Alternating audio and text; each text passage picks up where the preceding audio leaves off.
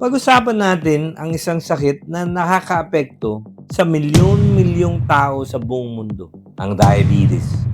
At kung paano natin ito maaaring maiwasan sa pamamagitan ng mga simpleng gawain araw-araw. Ang diabetes ay hindi biglang nangyayari. Unti-unti itong nabubuo.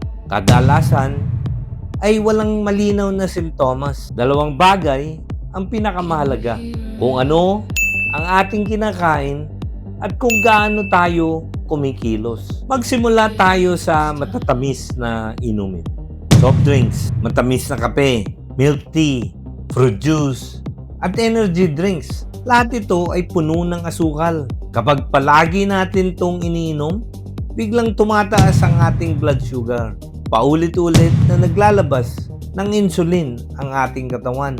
Sa paglipas ng panahon, nagiging resistant sa insulin ang ating mga selula o cells. Dito nagsisimula ang type 2 diabetes. Ang tandaan, ang asukal na nasa inumin ay hindi agad nakakabusog. Kaya mas marami tayong nakukonsumo nang hindi natin nalalaman.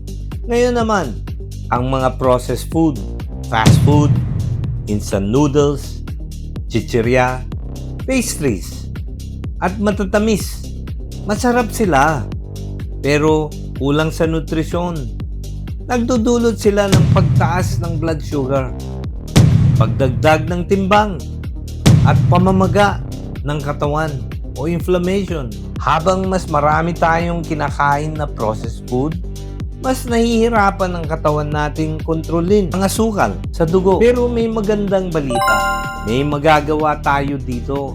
Mag-focus sa whole foods, gulay, prutas, sa tamang dami, whole grains, lean protein, healthy fats. Nakakatulong ang mga ito para manatiling stable ang blood sugar. Mahalaga din ang pagkilos. Tinutulungan ng ehersisyo ang mga kalamnan natin na gamitin ang asukal bilang enerhiya. Kaya natural na bumababa ang blood sugar. Hindi kailangang mabigat ang workout. Paglalakad, stretching, pagsayaw, light strength training, like body weight exercises, tai chi, yoga. Kapag regular, malaki ang epekto. 30 minutes sa isang araw ay sapat na para mapababa ang panganib ng diabetes. Nagsisimula ang pag-iwas sa diabetes sa maliit na desisyon araw-araw. Mas kaunting matatamis na inumin, mas maraming tubig, mas kaunting processed food, at maraming whole foods. Mas kaunting upo, mas maraming galaw. Ang iyong kalusugan sa hinaharap ay nakasalalay sa ginagawa mo ngayon. Alagaan ang iyong katawan at bigyan ang sarili ng pagkakataong mabuhay ng mas mahaba at mas malusog. Maraming salamat po sa pakikinig at sana ay may natutunan kayo dito sa ating plataforma. Sana mag-like at subscribe kayo para lumaki ang ating community. Salamat po!